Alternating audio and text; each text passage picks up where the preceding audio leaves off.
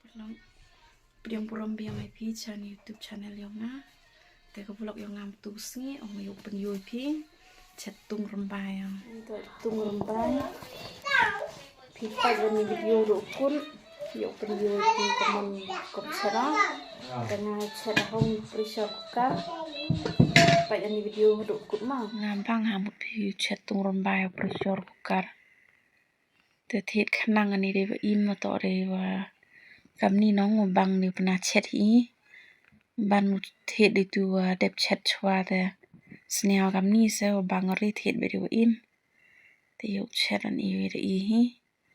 te nga tur kom the u mo de ni te u pan sio nu chu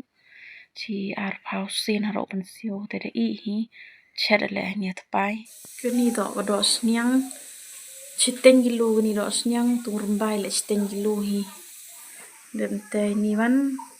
rusun dep keranya usinya dep keranya ni sumrit la kaca i to ngam gi ora bang sumrit dan teh niwan slar sun niwan nayong kateri ini turun bayar depan siau ke ar pausin siau ro to nang cerek na nong em miet lo beri te terlihat agam ni tu isun rusun sumrin misin ira badinan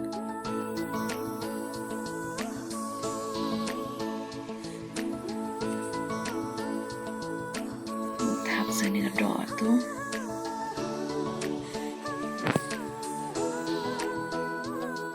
melinyau enai hab ena trong do ini habang ayo iya pi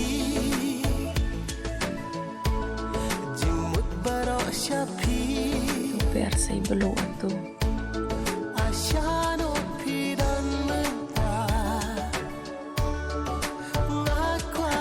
tim shisha mana iin kau yang thap selar sun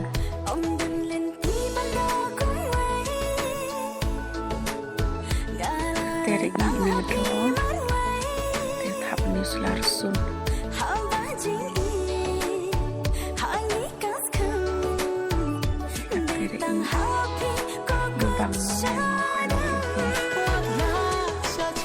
em tu bài nó chỗ băng và mình xịt bám chú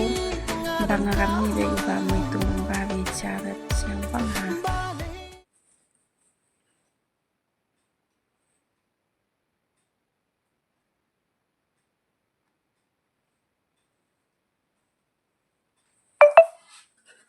te perlu bam ja semen o ki khona dep ki tem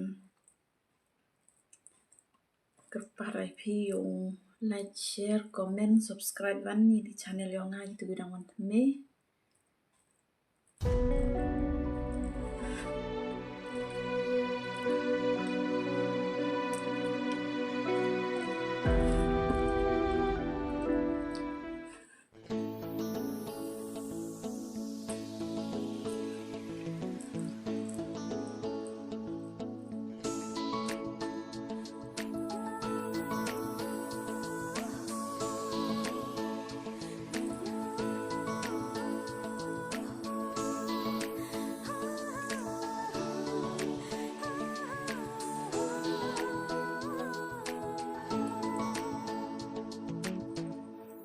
habang ayo iya pi